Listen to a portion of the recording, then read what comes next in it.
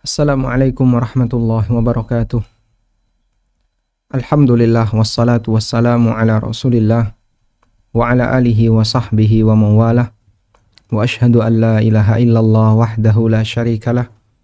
Wa ashhadu anna Muhammadan abduhu wa rasuluh.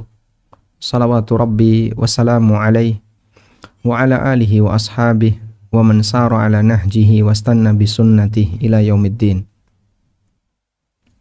Alhamdulillah, puji syukur kita haturkan kehadirat Allah Subhanahu wa taala.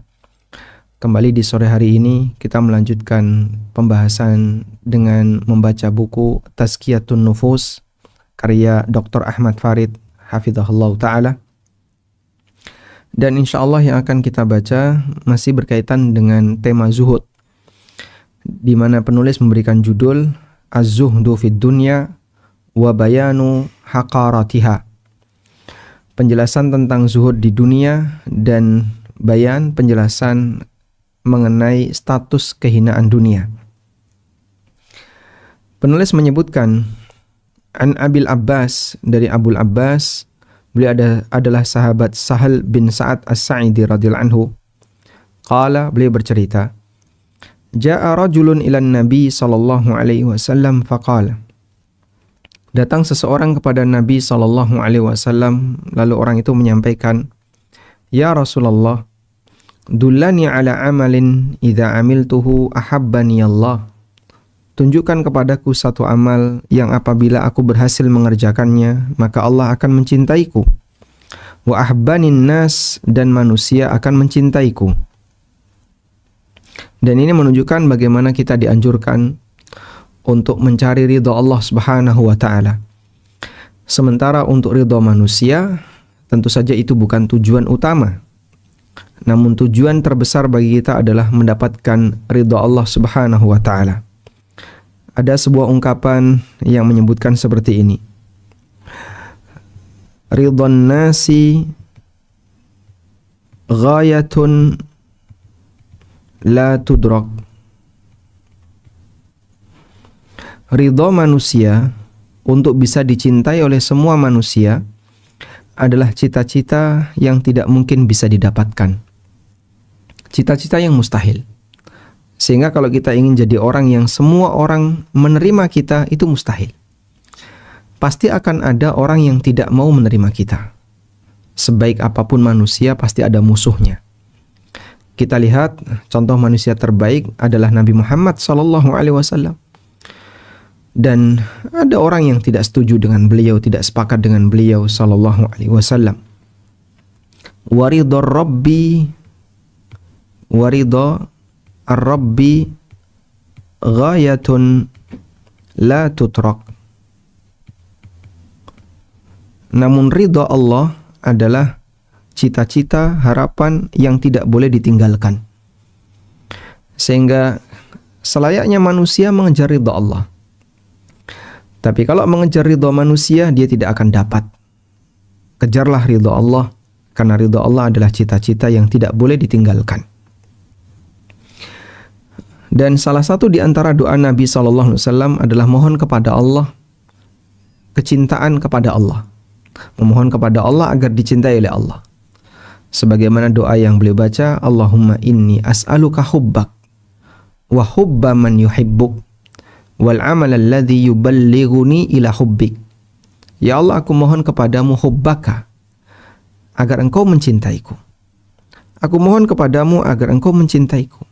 Aku mohon cintamu ya Allah. Wa hubba man yuhibbuka, dan cinta orang-orang yang mencintaimu. Wal amal alladhi yuballighuni ila hubbik, dan amal yang bisa mengantarkanku untuk bisa mencintaimu. Sekarang kita akan lihat keterangan dari penulis. Orang ini bertanya kepada Rasulullah SAW agar ditunjukkan sebuah amalan sehingga Allah mencintai aku dan manusia mencintai diriku. Faqala, kemudian Nabi SAW mengatakan, Izhad fid dunya yuhibbukallah. Milikilah sifat zuhud ketika di dunia, maka Allah akan mencintaimu. Wazhad fima indan nas, dan milikilah sifat zuhud terhadap apa yang dimiliki oleh orang lain, yuhibbukan nasu, maka masyarakat akan mencintaimu. Hadis hasan diriwayatkan oleh Ibnu Majah dan yang lainnya dengan sanad yang hasan. Kita lihat di footnote, statusnya hadis hasan. An-Nawawi dalam Riyadhus Shalihin menyebutkan hadis nomor sekian. Dan beliau mengatakan hadis hasan diriwayatkan oleh Ibnu Majah dan yang lainnya dengan sanad yang hasan. Kata As-Sun'ani dalam Subulus Salam dihasankan oleh An-Nawawi, hadis tersebut ka'annahu li syawahidihi, mengingat adanya jalur yang lain yang menguatkan. Wa qala Al-Hafidh fi Bulughil Maram, sementara Al-Hafidh dalam Bulughul Maram menyebutkan sanadnya hasan. Wallahu a'lam. Baik. Wa hadzal hadis ini menunjukkan bahwa Allah Subhanahu wa taala yuhibbuz zahidina fid dunya. Allah mencintai orang-orang yang zuhud terhadap kehidupan dunia. Wa qalu, dan para ulama mengatakan, idza kanat mahabbatullahi hiya afdalul maqamat. Apabila cintanya Allah, mendapatkan cintanya Allah adalah kedudukan yang paling tinggi, kedudukan yang paling afdal. Faz-zuhdu fid dunya huwa afdalul ahwal. Maka bersikap zuhud terhadap dunia adalah keadaan yang paling afdal. Seorang mukmin apabila dia zuhud terhadap dunia, maka dia tidak akan melakukan pelanggaran untuk merebut dunia, karena dia orang yang zuhud terhadap dunia. Waz-zuhdu huwa insirafur raghbati anisyai' ila ma huwa khairun minhu. Lalu apa definisi zuhud? Kata beliau, zuhud adalah insirafur raghbah, mengendalikan keinginan. Insirafur raghbah, mengendalikan keinginan, anisyai' dari sesuatu, ila ma huwa khairum minhu, agar menghendaki yang lebih baik darinya. Itulah zuhud. Mengendalikan keinginan agar terarah kepada yang lebih baik, terarah kepada yang terbaik dalam kehidupan ini. Sehingga orang yang zuhud dia selalu berpikir bagaimana caranya agar dia mendapatkan yang terbaik bagi kehidupannya. Namun ada satu penjelasan tentang zuhud ya, yang pernah disampaikan oleh Al-Hafidh Ibnu Qayyim rahimahullahu ta'ala. Beliau menyebutkan dalam Al-Fawaid, ada dua sifat yang dibandingkan oleh Ibnu Qayyim di sini. Dua sifat yang mulia, dua sifat terpuji terhadap dunia. Pertama adalah zuhud, yang kedua wara'. Ada zuhud, ada wara'. Mana yang lebih mulia, zuhud ataukah wara'? Ibnu Qayyim rahimahullahu ta'ala menyebutkan dalam Al-Fawaid, kata beliau, wal farqu bainahu wa bainal wara', perbedaan antara zuhud dan wara', anna zuhda tarku ma la yanfa'u fil akhirah. Zuhud itu adalah meninggalkan sesuatu yang tidak bermanfaat di akhirat. Meninggalkan sesuatu yang tidak bermanfaat di akhirat.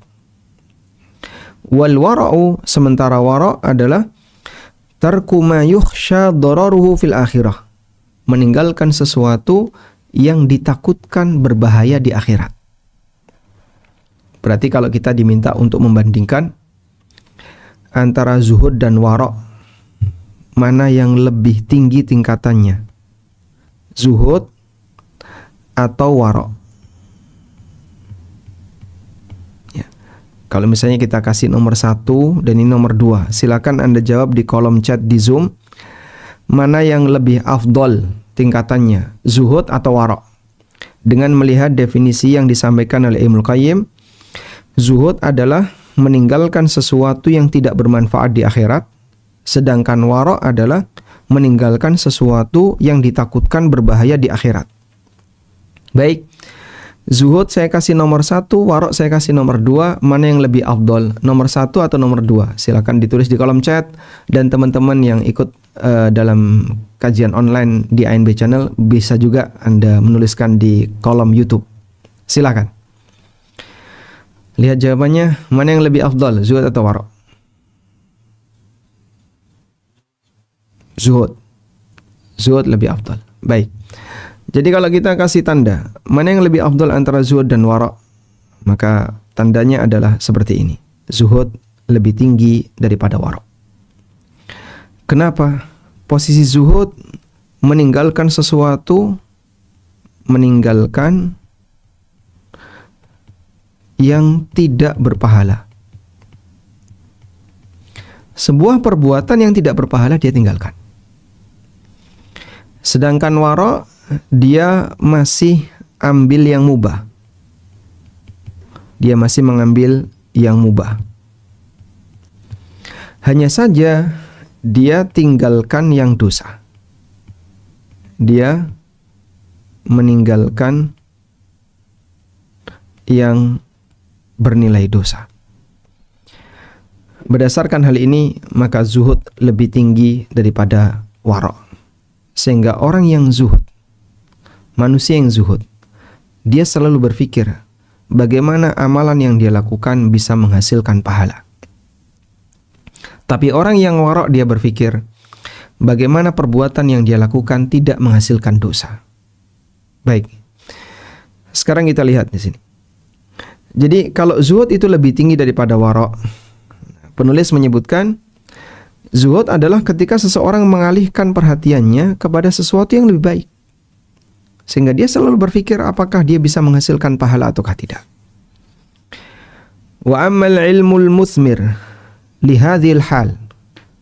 Sementara ilmu yang bisa menghasilkan kondisi ini, fahuwal ilmu bi kaunil matruki hakiran bil idafati ilal ma'khudh.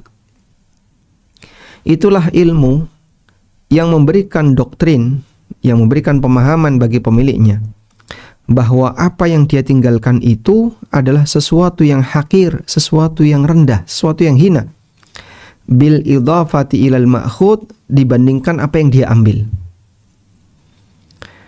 Sehingga orang yang zuhud, dia punya pemahaman, saya mengambil A dan saya meninggalkan B. Tentu saja pilihannya adalah saat dia mengambil A, dia meninggalkan B. Ketika dia mengambil A dan dia meninggalkan B, dia punya keyakinan A ini lebih baik daripada B. B ini lebih rendah daripada A. Demikianlah yang dipikirkan oleh orang yang zuhud. Sehingga orang yang zuhud ketika menjatuhkan pilihannya kepada sesuatu, itu kan berkonsekuensi meninggalkan yang lain. Dan dia menyadari apa yang dia pilih itu lebih baik daripada apa yang dia tinggalkan. Masya Allah. Maka posisi zuhud, dia memilih sesuatu, dan meninggalkan, konsekuensinya adalah meninggalkan yang lain. Di mana apa yang dipilih, apa yang dia pilih lebih baik daripada apa yang dia tinggalkan.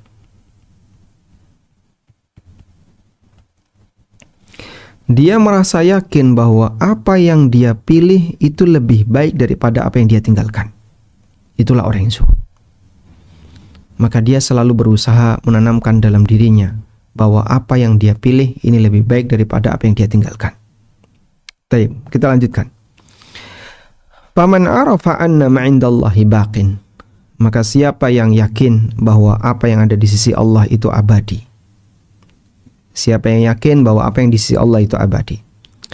Wa annal akhirata khairun wa abqa. Dan akhirat itu lebih baik dan lebih abadi. Kama annal jauhar khairun wa abqa minats salji.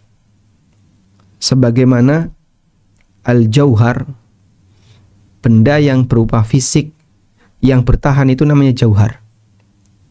Misalnya, ini gelas adalah jauhar.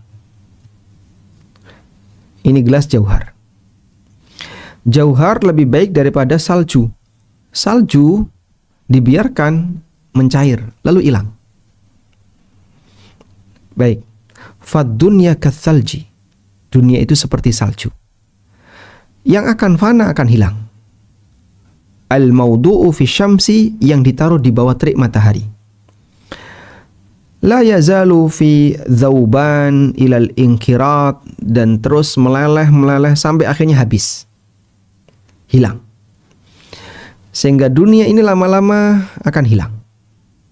Fana. Gak ada tersisa sedikit pun. Wal akhiratu kal jauhar alladzi la fana'a lahu, sementara akhirat itu seperti benda yang dia tidak rusak. Dia utuh seperti ini. Bahkan ada yang membandingkan. Coba bandingkan mana yang lebih baik. Emas yang bisa meleleh dan menguap dan hilang, ataukah tembikar yang dia tidak meleleh ketika kena panas dan utuh? Orang akan mengatakan, buat apa memiliki emas tapi cuma sementara, setelah itu meleleh dan hilang? Mending pilih tembikar yang dia utuh dan bertahan. Gambarannya adalah dunia ini adalah tembikar yang fana, sedangkan akhirat adalah emas yang abadi. Wa biqadril yakin, dan dengan penuh keyakinan, bitafawuti bainad dunya wal akhirah, ketika orang itu yakin ada selisih yang sangat jauh antara dunia dan akhirat, tuqawwir raghbata fil bai', maka akan membuat harapan besar, akan semakin memperbesar harapan seseorang untuk bertransaksi, untuk membeli akhirat dengan membayar dunia. Wa qad maddaha al-Qur'anu az-zuhda fid dunya wa dhamma ar-raghba fiha. Dan Al-Qur'an telah memberikan pujian bagi orang yang zuhud terhadap dunia dan mencela orang yang lebih mengunggulkan dunia. Sehingga kalau orang itu sadar, seperti apa sih perbandingan antara dunia dan akhirat? Nggak bisa dibandingkan. Dunia itu tembikar yang fana, sedangkan akhirat itu emas yang abadi. Maka kalau orang sadar seperti ini, akan menguatkan harapan dia untuk bertransaksi fil bai', maksudnya adalah untuk bertransaksi membeli akhirat dengan membayar dunia. Sebagaimana pujian yang Allah berikan dalam Al-Quran, zuhud terhadap dunia dan celaan bagi orang yang berharap dunia. Allah Ta'ala berfirman, bal tu'thirunal hayatad dunya wal akhiratu khairu wa abqa. Kalian lebih mementingkan kehidupan dunia, sementara akhirat itu khairun, lebih baik dan lebih kekal. Bagaimana kalian akan membandingkan dua hal ini? Tapi kenapa kalian lebih mementingkan dunia dibandingkan akhirat? Taib. Wa qala ta'ala, dan Allah juga berfirman, turiduna aradad dunya wallahu yuridul akhirah. Kalian menghendaki kehidupan dunia, sementara Allah menghendaki agar kalian mendapatkan akhirat. Wa qala ta'ala, dan ini konteksnya tentang para sahabat ketika memperebutkan harta ghanimah pada saat perang. Kenapa kalian lebih memilih ghanimah, sementara Allah menghendaki kalian untuk mendapatkan akhirat? Dan itu sahabat, apalagi manusia biasa di zaman kita. Padahal sahabat adalah orang yang lebih pandai dalam zuhud, lebih pandai dalam wara' dibandingkan manusia di zaman sekarang. Wa qala ta'ala, dan Allah juga berfirman, wa farihu bil hayatid dunya. Mereka merasa bangga dengan kehidupan dunia, makanya sering dipamerkan. Sehingga sekarang Masya Allah, zamannya orang flexing. Dia suka pamer, flexing. Apa sih yang dipamerin? Mulai dari makanan. Habis makanan, mungkin sekarang sudah nggak pakaian ya. Kalau dulu mungkin. Habis makanan apa Pak yang diflexingkan sekarang? Yang dipamerin tempat wisata. Saya sudah berada di sini, pamer. Saya sudah berasa di sini, saya sudah berada di sini. sampai kemudian mempengaruhi orang lain. Kita belum ke sana ya, kita belum ke sana, kita belum ke sana. Di satu Jogja saja misalnya, orang terkadang keliling-keliling pamer tempat wisata yang sudah dia kunjungi. Dan itu termasuk di antara bentuk kebanggaan terhadap dunia. Dia selfie di situ, dia share di mana-mana. Sekarang saya ada di sini. Dia share log, saya ada di sini. Ya, ini flexing terhadap tempat wisata. Dan itu termasuk di antara flexing kemewahan dunia. Baik. Wa farihu bil hayatid dunya. Mereka bangga dengan kehidupan dunia. Wa mal hayatud dunya fil akhirati illa mata'. Sementara kehidupan dunia jika dibandingkan dengan akhirat hanya kenikmatan yang sesaat. Nikmat sesaat. Ketika dunia dibandingkan dengan akhirat, bentuknya hanya nikmat sesaat. Wal ahaditsu fi dhammid dunya wa bayanu haqaratiha indallahi katsiratun jiddan. Dan hadis yang menunjukkan celaan dunia serta penjelasan hinanya dunia di sisi Allah itu banyak sekali. Maka ketika seseorang dia membaca hadis-hadis Nabi SAW yang menyebutkan tentang bagaimana dunia, dia akan tahu seperti itulah kondisi dunia. Sekarang kita lihat di sini. Disebutkan dalam Sahih Muslim dari sahabat Jabir bin Abdullah radhiyallahu anhuma, anna Nabiyya sallallahu alaihi wasallam marra bisuq. Kata sahabat Jabir, pernah satu ketika Nabi sallallahu alaihi wasallam melewati sebuah pasar. Wan nasu kanafataihi. Dan manusia berada di kanan kiri beliau. Famarra bijiddi asak mayyit. Kemudian beliau menjumpai ada cempe, anak kambing yang sobek telinganya, mayyit, bangkai anak kambing yang sobek telinganya.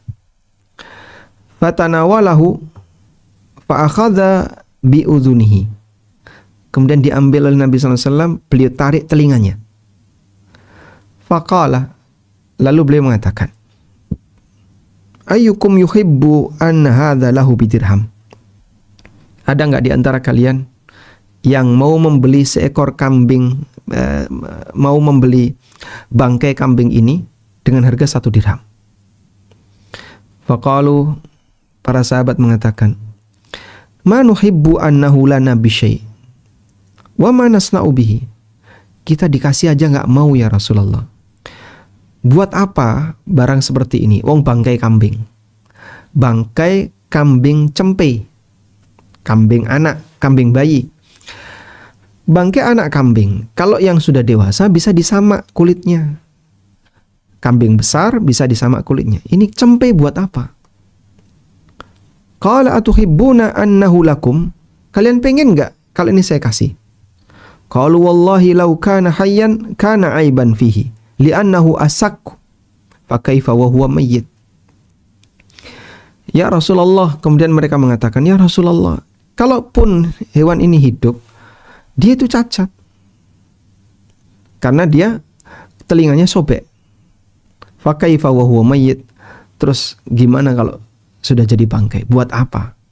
Hidup saja kita belum tentu mau, apalagi sudah bangkai.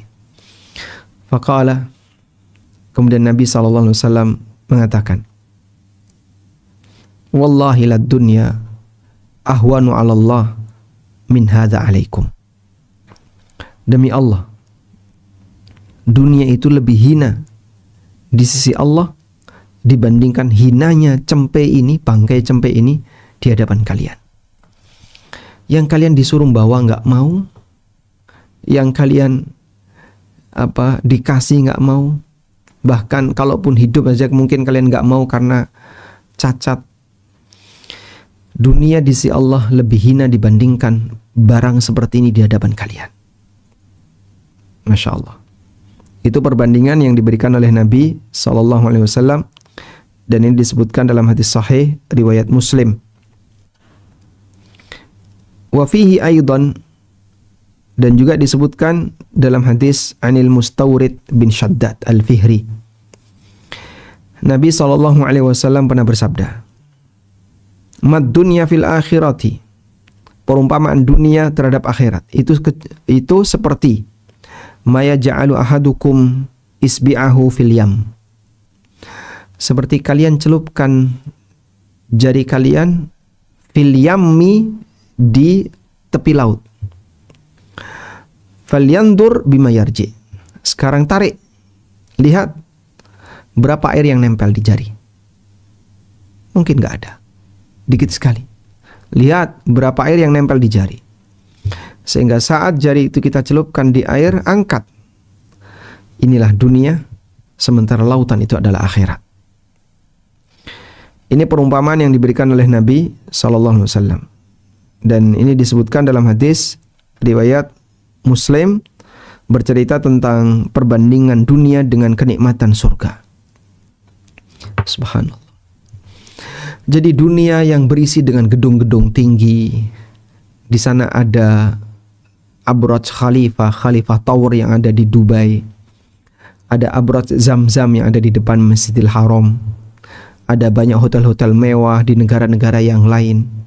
Ada aneka kemewahan dunia yang mungkin sering dipamerkan oleh banyak orang. Gambaran yang diberikan Nabi SAW, perbandingan antara dunia dengan akhirat, seperti jari yang kita celupkan di tepi pantai. Coba kita angkat. Inilah dunia, dan lautan ini adalah surga. Sehingga gak ada apa-apanya jika dibandingkan dengan apa yang dijanjikan oleh Allah Subhanahu wa ta'ala kelak di yaumil qiyamah. Tapi seperti ini jadi bahan rebutan, dan orang nekat dosa, bertindak sombong, mendolimi orang lain hanya untuk berebut setetes air dibandingkan, dan dia tinggalkan lautan. Setetes air jika dibandingkan dengan lautan. Wa kharajat Tirmidzi, dan At-Tirmidzi meriwayatkan dari hadis Sahal bin Sa'ad As-Sa'idi dari Nabi sallallahu alaihi wasallam, di mana Rasulullah sallallahu alaihi wasallam bersabda, "Lau kanatid dunya ta'dilu 'indallahi janaha ba'udatin ma suqiya kafiran minha syurbata ma'in." Andaikan dunia ini di sisi Allah, harganya senilai dengan satu sayap seekor nyamuk. Andaikan dunia ini di sisi Allah sebanding dengan satu sayap seekor nyamuk, maka orang kafir tidak akan diberi minuman walaupun seteguk. Masya Allah. Wasahahahu, hadis dari Tirmidzi, dan dinilai sahih oleh At-Tirmidzi. Sehingga ketika orang kafir bisa menikmati dunia ini, ya, kita lihat di sini perbandingan antara muslim dan non-muslim. Perbandingan antara muslim dan non-muslim. Dalam kehidupan dunia sama-sama diberi. Ini kita membandingkan kondisi dunianya. Pertama, hak hidup. Keduanya punya. Muslim punya hak hidup di dunia, dan non-muslim juga punya hak hidup di dunia. Yang kedua, tingkat kenikmatan ini lebih tinggi, sedangkan muslim lebih rendah. Dan itu sejak masa silam, dari dulu sampai sekarang. Maka kalau misalnya di zaman sekarang negara-negara non-muslim misalnya mewah, negara-negara non-muslim itu penuh dengan kekayaan, canggih dan seterusnya, nggak usah silau. Sejak zaman Nabi SAW situasinya sudah seperti itu. Bahkan sebelum-sebelumnya, di zaman Musa juga demikian. Ada banyak sekali orang yang silau dengan kekayaan yang dimiliki oleh non-muslim, sehingga dia akhirnya sampai pindah agama atau memuji-muji negara non-muslim hanya gara-gara kalah saing dalam masalah kekayaan. Ini orang tidak tahu di mana letak dunia yang sejatinya. Ya. Dan barangkali ada di antara kita yang mungkin bernasib yang sama. Oh, di negara non-muslim itu kehidupannya serba terjamin, sejahtera, kesejahteraannya bagus dan seterusnya. Hal yang ma'ruf. Sebagian orang memuji-muji negara non-muslim. Dan sebaliknya negara muslim negara yang kumuh, negara yang miskin, banyak pengangguran, banyak pemulung, sehingga dia merasa non-muslim lebih hebat daripada muslim, daripada dunia dalam urusan dunia. Lalu dianggap ini yang lebih bagus. Subhanallah. Padahal itu hanya kenikmatan sesaat. Maka ketika tingkat kenikmatan dunia non-muslim lebih tinggi daripada muslim, ini bukti bahwa dunia itu hina di sisi Allah. Karena andaikan dunia itu sebanding dengan satu sayap seekor nyamuk, di sisi Allah ini nggak dikasih. Karena dia durhaka kepada Allah. Tapi sebaliknya yang muslim bahkan dalam urusan dunia, Masya Allah, ada yang melaratnya luar biasa. Bahkan itu terjadi pada para nabi. Ya. Sehingga Anda bisa sebut nabi siapa yang mengalami ujian dunia. Ayub alaihissalam. Sampai seperti itu. Miskin mulai dari nol. Setelah beliau kaya, kemudian dijatuhkan oleh Allah, dapat musibah kemiskinan sampai ke titik nadir, ke titik nol. Yusuf alaihissalam dimasukkan ke dalam sumur, lalu ditemu oleh warid. Warid itu pembantu rombongan, itu namanya warid. Fa'arsalu waridahum fa'adla dalwa. Coba kita lihat. Yang nemu Yusuf itu bukan pedagang, tapi pembantunya pedagang. Fa'arsalu waridahum. Setelah Yusuf dimasukkan ke dalam sumur, waja'at sayyaratun, datanglah rombongan kafilah dagang. Fa'arsalu, lalu mereka mengutus waridahum, warid mereka. Warid ini pembantu, ya bahasa kita kernet. Dalam rombongan itu ada kernet. Fa'adla dalwah, lalu si warid ini memasukkan timbanya ke dalam sumur tadi. Saat diangkat, qala, dia bilang, ya bushra hadza gulam. Wah, ini anak. Wa asarruhu bida'atan. Coba lihat. Bagaimana cara warid ini menyikapi Yusuf? Mereka rahasiakan Yusuf ini bida'atan, ditaruh di bida'ah. Dijadikan sebagai bagasi, ditaruh di barang. Ya, mungkin ya. Seperti anak-anak kecil yang dianggap tidak bernilai, ya dilempar bersama dengan barang. Dah, kamu diam di sini. Wallahu alimun bima ya'malun. Dan Allah Maha mengetahui apa yang mereka kerjakan.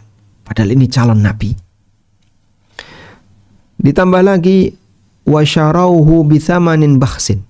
Setelah sampai di Mesir, Yusuf dijual bithamanin bakhsin, dijual dengan harga bakhs, murah. Darahim, beberapa dirham. Ma'dudatin, yang bisa dihitung. Kepingan dirhamnya itu bisa dihitung. Kalau mahal kan nyakup gini. Ini, nah itu banyak. Cuman beberapa keping dirham yang bisa dihitung. Wa kanu fihi minaz zahidin, dan mereka terhadap Yusuf minaz zahidin, orang yang zuhud. Sama-sama nggak butuh Yusuf. Yang jual nggak butuh, yang beli nggak butuh. Anda bisa bayangin ya, kalau ada barang yang jual nggak butuh, yang beli nggak butuh. Ya kayak rosokan di rumah itu, Pak. Berapa harganya?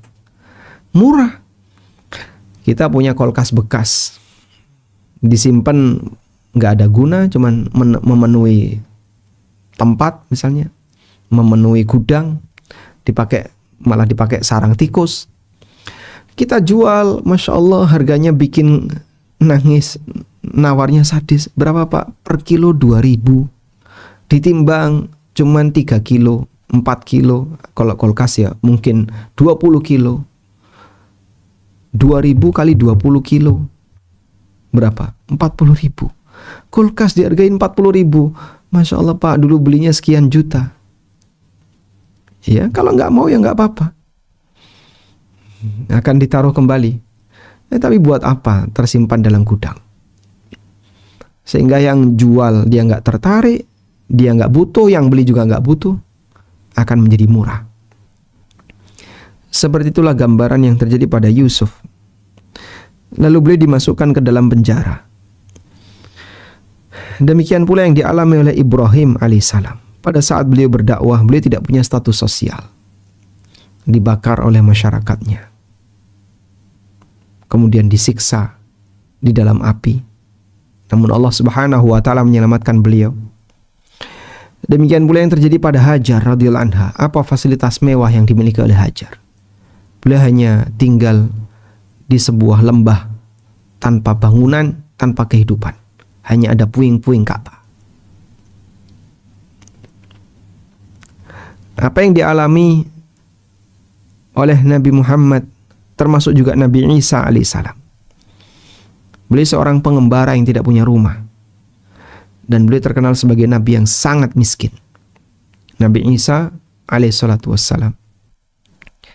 Demikian pula yang dialami oleh Nabi kita Muhammad sallallahu alaihi wasallam. Semua ini adalah deretan orang-orang hebat. Manusia-manusia terbaik. Namun Allah Subhanahu wa taala takdirkan tingkat kenikmatan dunianya tidak lebih hebat dibandingkan orang kafir. Sehingga pada saat Nabi sallallahu alaihi wasallam didatangi oleh Umar bin Khattab radhiyallahu anhu. Nah, lalu saat Umar melihat kondisi Nabi sallallahu alaihi wasallam, Umar menangis. Kemudian Umar menyampaikan, "Ya Rasulullah, di sana ada raja Romawi, di sana ada raja Persia dan seterusnya." Coba kita lihat di sini.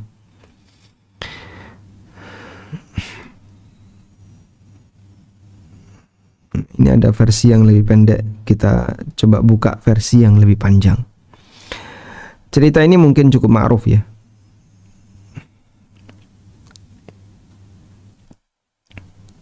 Umar radhiyallahu anhu bercerita, annahu dakhala 'ala Nabi sallallahu alaihi wasallam. Nabi sallallahu alaihi wasallam, Umar radhiyallahu anhu pernah menemui Rasulullah sallallahu alaihi wasallam. Wa innahu la'ala hasirin ma bainahu wa bainahu syai'. Rasulullah SAW tidur di atas tikar tanpa alas apapun. Sehingga tikar itu langsung nempel di badan beliau. Wa tahta ra'sihi wisadatun min udmin hasyauha lif. Dan di bawah kepala beliau ada bantal ya, yang terbuat dari tanah liat ditutupi dengan jerami. Wa 'inda rijlaihi qurdan masbuban wa 'inda ra'sihi uhubun mu'allaqah. Fara'a athar al-hasir fi jambihi. Saat Nabi SAW bangun, Umar melihat bekas tikar di punggung Nabi SAW. Fi jam itu bagian samping ya, karena Nabi SAW tidur miring. Jadi saat tidur miring, Nabi SAW bangun, bekas tikar di badan Rasulullah SAW. Fabaka. Kemudian Umar menangis. Faqala. Kemudian Nabi SAW bertanya, ma yubkik? Kamu nangis kenapa? Umar gak tega melihat manusia terbaik seperti ini kondisinya. Faqala lahu. Kemudian Umar mengatakan, ya Rasulullah, inna Kisra wa Kaisar. Ya Rasulullah, di sana ada Kisra, raja Persia, di sana ada Kaisar, raja Romawi. Fima huma fihi, dan mereka hidup berkelimang dengan harta. Punya banyak fasilitas yang mewah. Wa anta Rasulullah, sementara engkau adalah utusan Allah. Faqala sallallahu alaihi wasallam, ama tarda an takuna lahumud dunya walana al-akhirah. Apa kamu tidak merasa ridho? Apa kamu tidak merasa puas jika mereka hanya punya dunia sementara kita punya akhirat? Muttafaqun alaih, hadis riwayat Bukhari Muslim.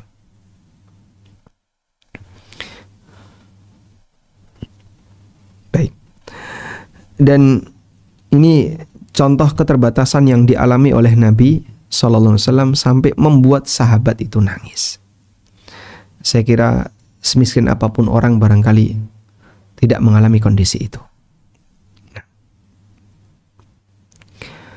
Kemudian kata beliau, "Fazuhdu huwal i'radu 'anil syai'i listiqlalihi wa ihtiqarihi wa irtifa'ul himmati anhu.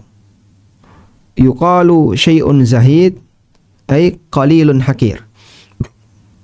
Yang dimaksud dengan zuhud adalah berpaling dari sesuatu karena cuma sedikit, atau ihtikar, cuman terhina. Wartifa'ul himmati anhu, dan memasang harapan dan punya keinginan untuk berpaling darinya, meninggalkannya. Yuqalu syai'un zahid.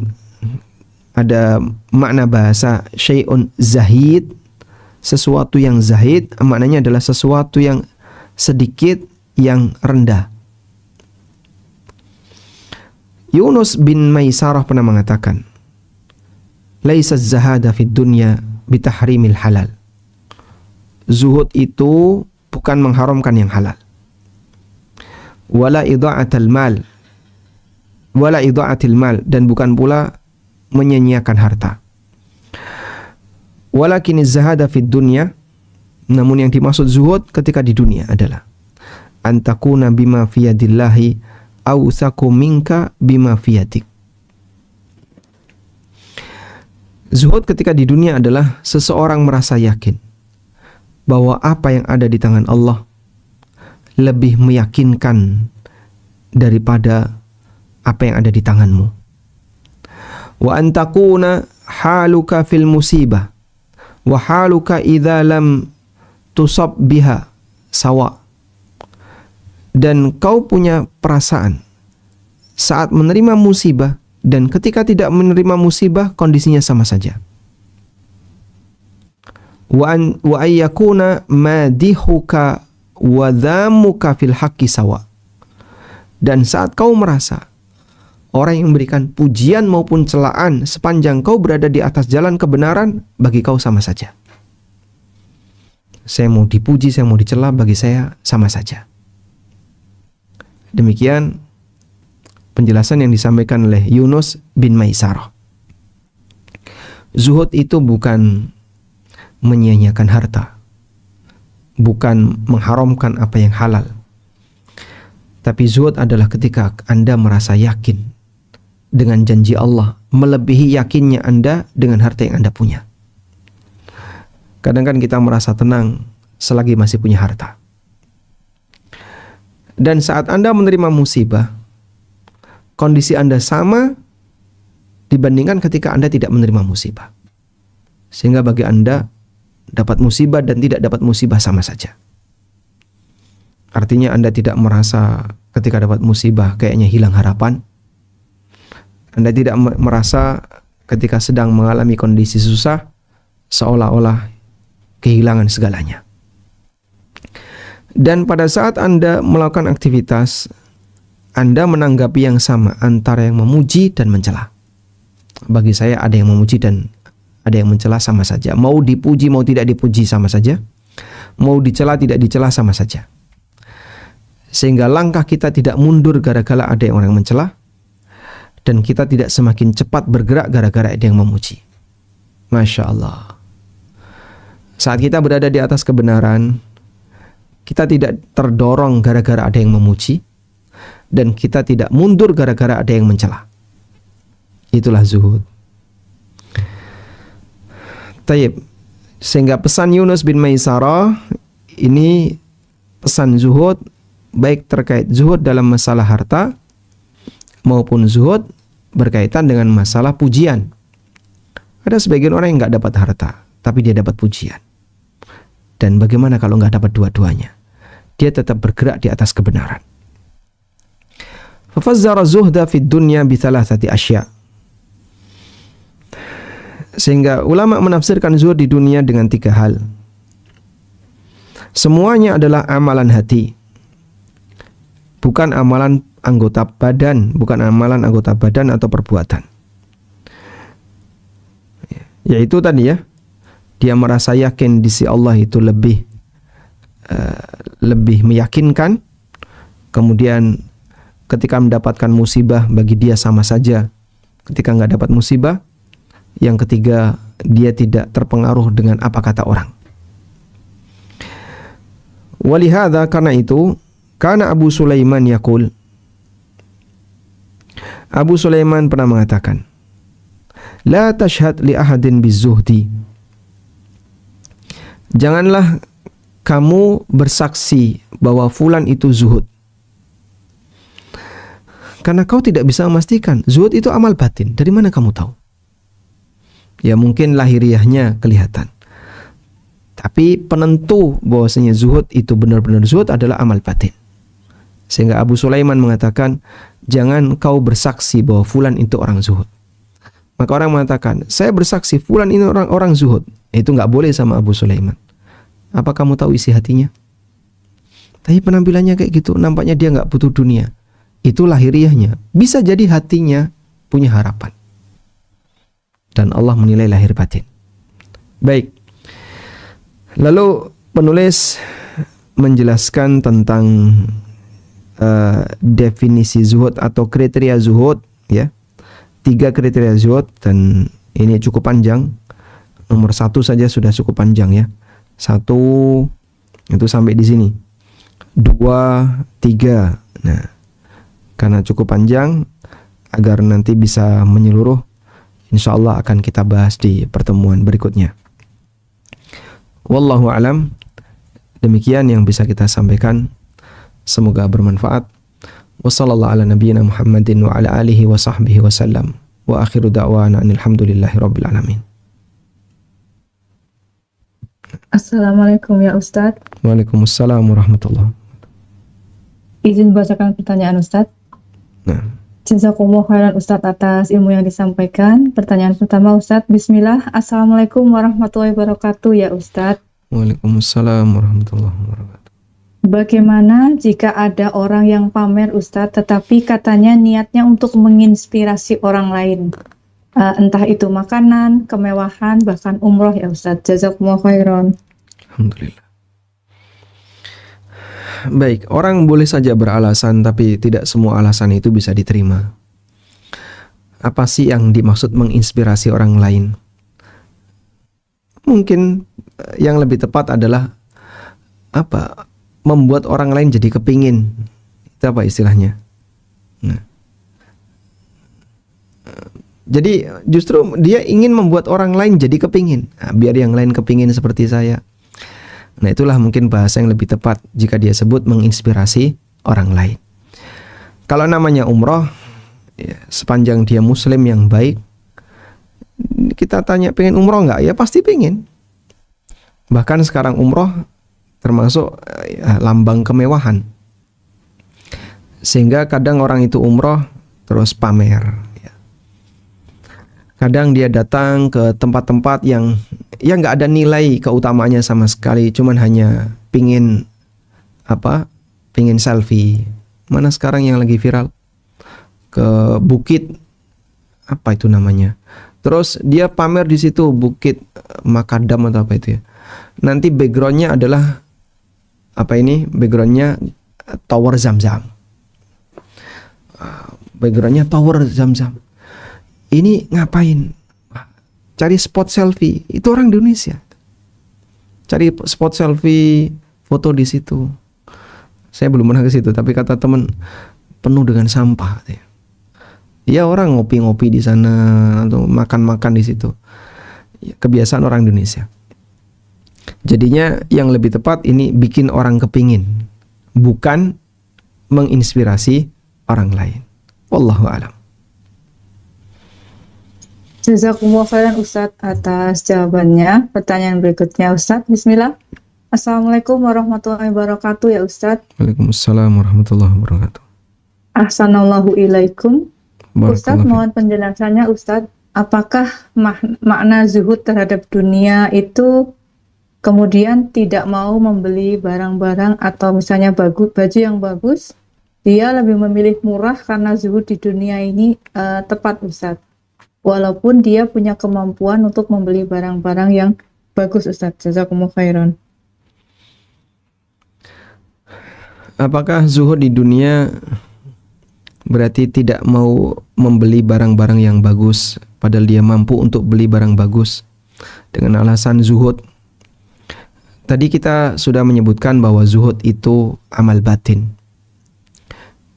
Dan kriteria zuhud yang disampaikan oleh Imam Yunus bin Maisarah tadi ya, beliau menyebutkan ada 3 kriteria zuhud, dan itu semuanya adalah amal batin. Yang pertama, dia merasa bahwasanya apa yang ada di sisi Allah itu yang lebih baik, lebih meyakinkan dibandingkan harta yang saat ini ada di hadapannya. Yang kedua, bagi dia sama saja ada yang memuji maupun tidak ada yang memuji. Apa kata orang itu tidak mempengaruhi gerak langkah saya. Yang ketiga, bagi dia sama saja antara dapat musibah dan tidak dapat musibah. Dan itu semuanya amal batin. Saya kira mungkin gak ada hubungannya dengan masalah kualitas belanja seseorang. Namun jika yang dimaksud di sini dia menghindari sesuatu yang mewah karena dia merasa sayang dengan harta kalau cuma dipakai untuk beli sesuatu yang mewah, agar dia bisa manfaatkan untuk beramal yang lain, insya Allah latar belakang itu benar. Misalnya, kenapa Bapak tidak beli yang mahal ini? Cuman kayak gitu, antara mahal sama murah fungsinya sama. Ini nanti kalau saya beli yang murah, sisa uangnya mungkin saya bisa kasihkan kepada yang lain yang membutuhkan. Kalau pertimbangannya demikian, betul. Sehingga beliau mencukupkan dengan yang sederhana, lalu sisanya bisa beliau berikan kepada yang lain yang membutuhkan. Tapi jika yang dimaksud karena pelit, ya, sehingga duitnya ketika nggak dipakai beli mahal juga cuma disimpan, ya berarti tidak memberikan pengaruh sama sekali. Wallahu a'lam. Jazakumullah khairan Ustadz atas jawabannya. Pertanyaan berikutnya Ustadz. Bismillah. Assalamualaikum warahmatullahi wabarakatuh ya Ustadz. Waalaikumsalam warahmatullahi wabarakatuh. Ahsanallahu ilaikum Ustadz. Ustadz izin bertanya, apa saja keadaan hati yang dapat kita rasakan ketika seseorang sudah mampu berada di titik zuhud Ustadz? Apakah zuhud itu juga berkaitan dengan ridho kepada takdir Allah Ustadz? Jazakumullah khairan. Bagaimana kita bisa mengukur batin kita ini sudah zuhud atau tidak? Dan apakah zuhud itu juga berkaitan dengan ridho kepada takdir Allah? Ada salah satu penjelasan yang pernah disampaikan oleh Syekhul Islam berkaitan dengan bagaimana situasi batin orang yang zuhud. Dan ini salah satu ukurannya adalah terhadap masalah kecintaan kepada harta. Jadi sederhananya seperti ini. Kita mencintai sesuatu itu karena kita merasa butuh. Ya. Dengan baik ini ya. Biasanya kita senang atau mencintai sesuatu. Mencintai sesuatu karena kita merasa butuh. Umumnya seperti ini. Sehingga kita senang pada barang tertentu karena kita masih butuh barang ini. Kita senang pada uang karena kita butuh uang. Kita senang pada emas karena kita merasa kita butuh emas. Kita senang dengan kendaraan karena kita butuh kendaraan itu. Nah, di saat orang sudah tidak butuh, maka rasa cinta itu akan luntur. Sejalan dengan tingkat kebutuhannya. Orang punya mobil misalnya, mobil tahun 90-an. Dia pakai terus dari mulai baru sampai sekarang. Dah, setelah itu dia beli mobil baru. Mobil yang lama belum dia jual.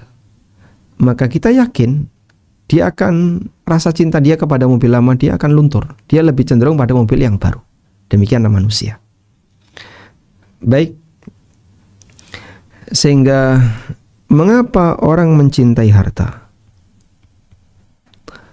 Karena dia butuh. Karena dia merasa sangat butuh dengan harta. Nah, di saat dia merasa sangat butuh dengan harta, maka dia mencintai harta. Sehingga cinta itu muncul sebab orang butuh. Baik, selanjutnya. Pada posisi ketika dia butuh terhadap harta, kemudian dia mencintai harta, maka bagaimana caranya agar kita bisa tidak mencintai harta ini? Nah, Syekhul Islam membuat perumpamaan seperti ini. Kita butuh harta, itu betul. Tapi bisa nggak sebatas butuh tapi tidak dicintai? Itu yang jadi pertanyaan. Bisakah kita butuh harta tapi tidak mencintainya? Bisa nggak seperti itu? Nah, kata beliau, jadikan harta itu seperti toilet. Bal yakunul malu indahu mithlu dairatil miyah. Harta di sisinya itu seperti toilet. Nah, ini pernah saya tulis ya di buku saya, judulnya Kode Etik Pengusaha Muslim. Nah, coba kita buka di sini ya. Bagaimana cara agar orang bisa zuhud terhadap harta? Nah, teori zuhud terhadap harta lah ya, 126. Coba kita baca keterangan Syekhul Islam. 126. Nah, di sini. Kata beliau di sini ya. Syekhul Islam mengatakan, pindah.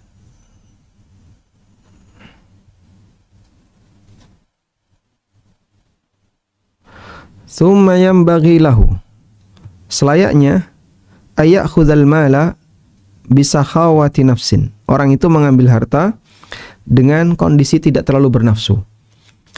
Liyubaraka lahu fihi, agar diberkahi harta itu. Wala ya'khudhahu biisyrafin wahala, dan jangan mengambil harta dengan terlalu bernafsu dan takut hilang. Bal yakunul malu indahu bimanzilatil khala, namun harta di sisinya, harta bagi dia itu seperti al-khala, seperti toilet. Gimana kondisi orang terhadap toilet?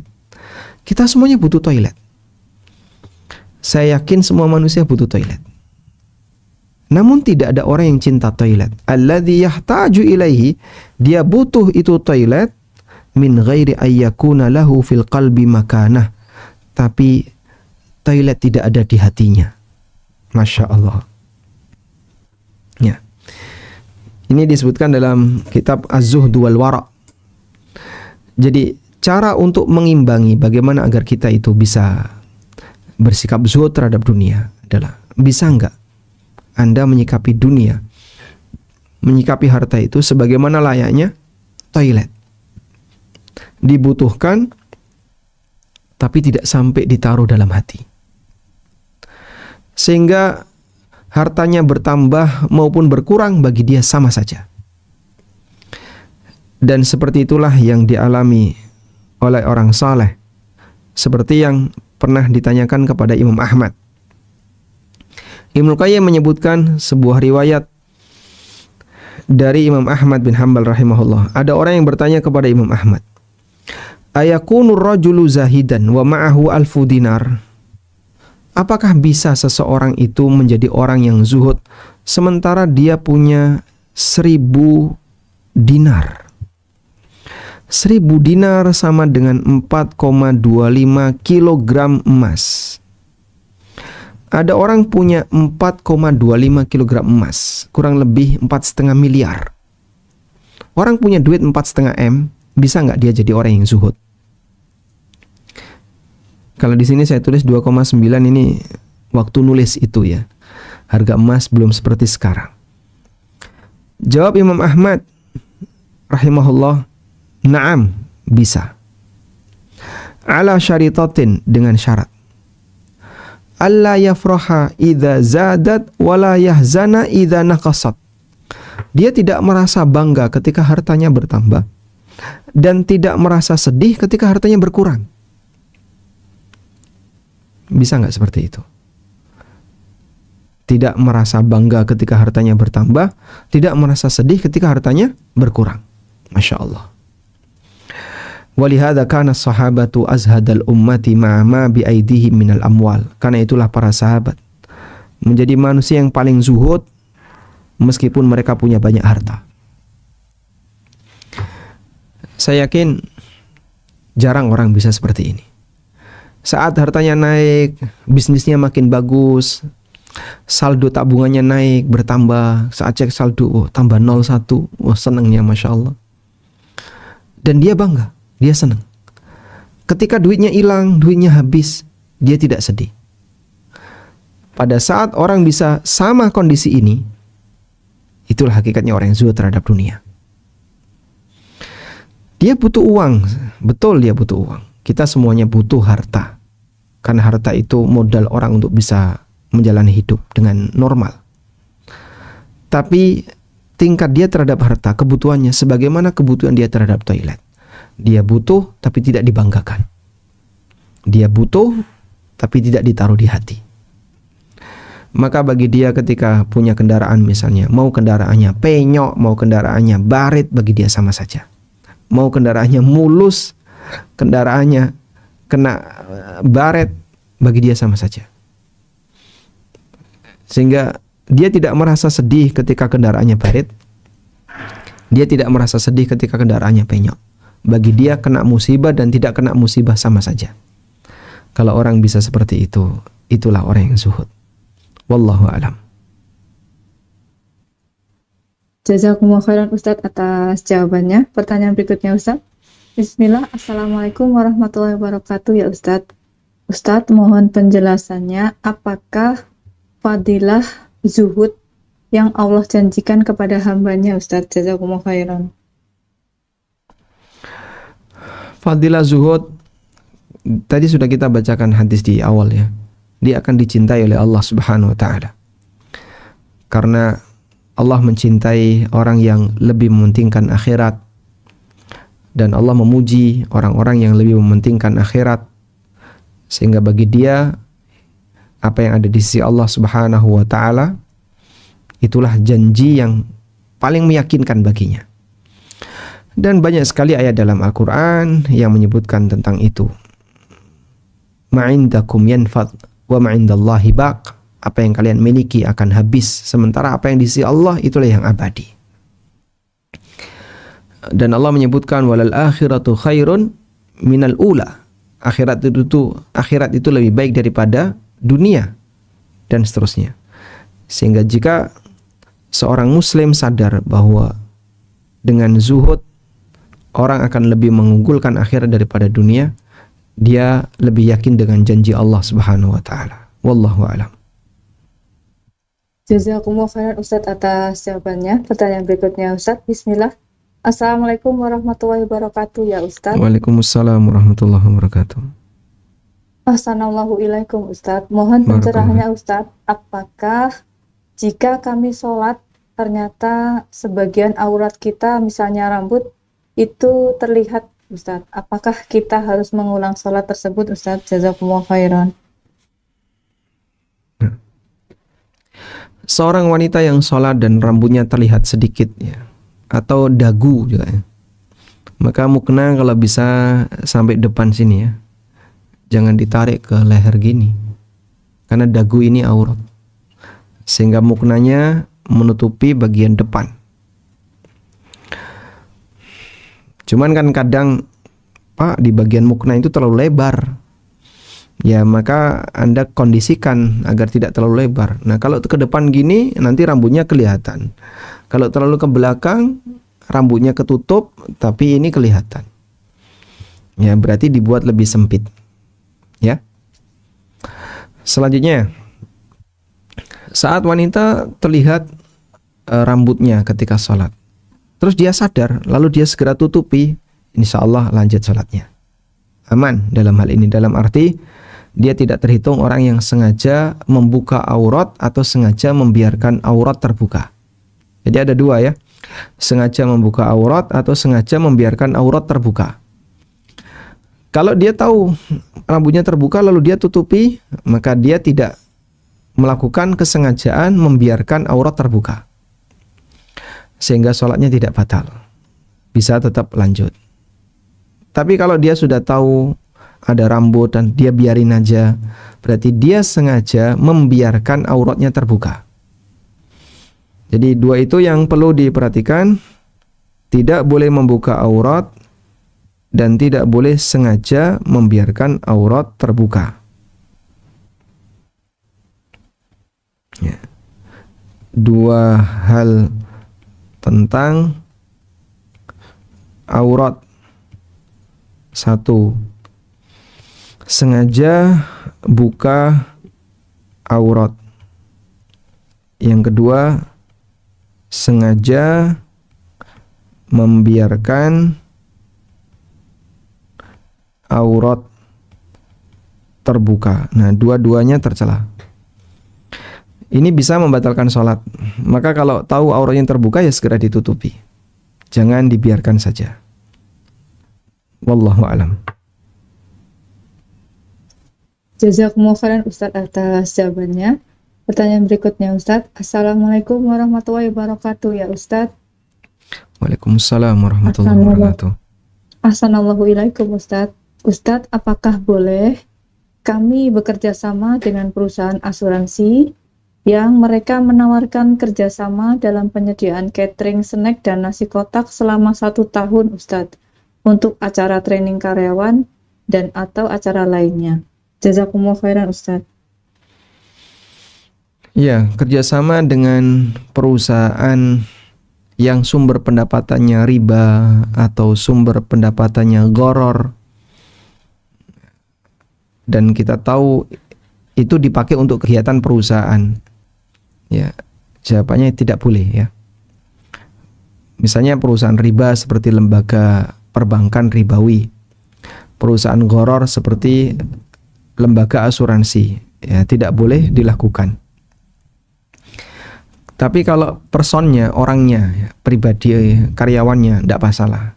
Nah ini kan kerjasama Anda dengan perusahaan, karena masuk dalam kategori ta'awun 'alal itsmi wal udwan. Sebab di situ kan training karyawan, dan training untuk apa? Untuk latihan melakukan transaksi yang bermasalah. Training untuk transaksi gharar, training untuk transaksi riba.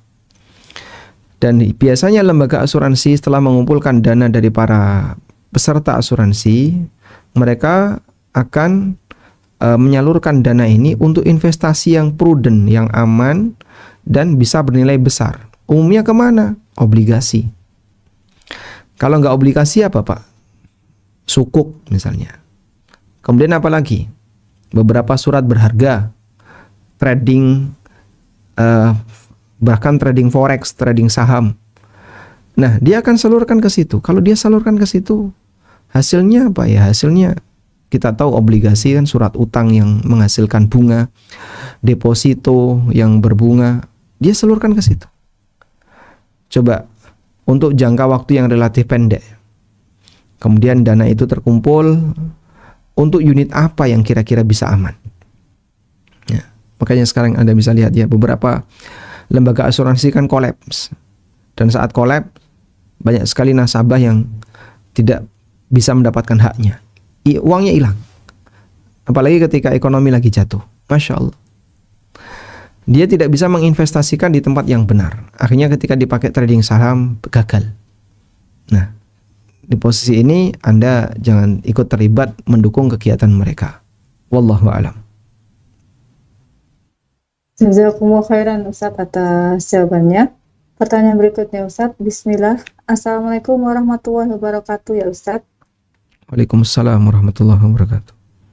Assalamualaikum Ustadz. Ustadz, izin bertanya, apakah orang yang lebih semangat atau dalam tanda petik mungkin ngoyo ya Ustadz, bekerja, mencari usaha baru atau mencari tambahan penghasilan dengan tujuan untuk sesuatu kepentingan misalnya umroh, itu termasuk orang yang tidak bersyukur ya Ustadz? Jazakumullah khairan.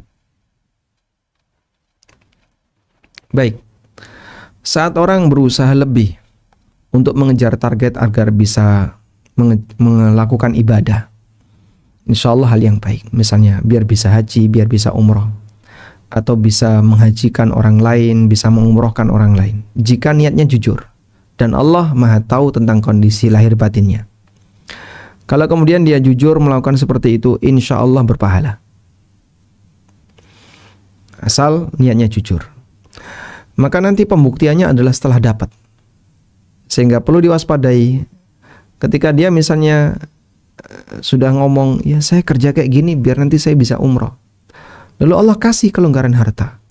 Dia memiliki tabungan yang cukup untuk umroh. Dia punya pendapatan, setelah ditabung, tabungannya cukup untuk umroh. Ternyata tiba-tiba muncul perasaan pelit. Nah, itu bahaya. Bisa jadi yang bersangkutan menyimpan bibit kemunafikan. Coba kita lihat contoh kasus berikut ini. Ini terjadi pada orang munafik di zaman Nabi Sallallahu Alaihi Wasallam, di mana saat dia masih belum mampu,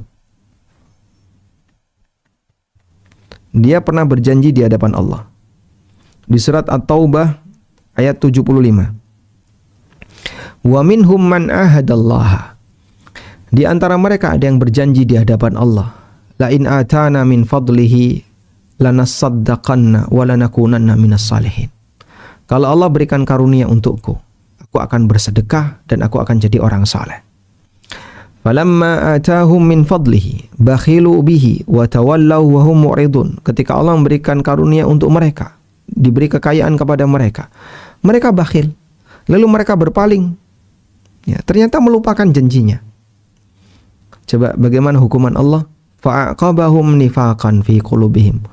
Allah kasih iqab, Allah kasih hukuman kepada mereka berupa kemunafikan yang ditanam di hati mereka. Ila yaumi yalqaunahu, sampai hari mereka ketemu Allah. Sampai kiamat. Bima akhlafullaha ma wa'aduhu, disebabkan karena dia menyalahi janjinya kepada Allah. Wa bima kanu yakdzibun, dan disebabkan karena mereka berdusta.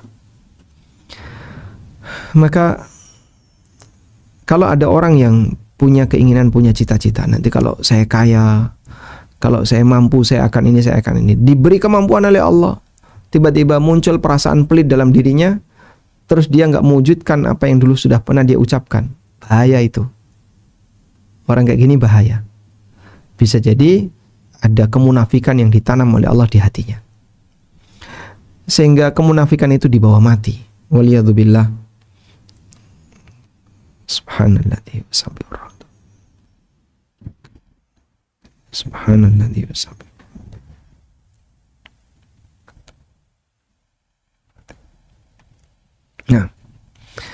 Nah, karena itu sah-sah saja orang punya keinginan untuk umroh, punya keinginan untuk ini dengan bekerja keras.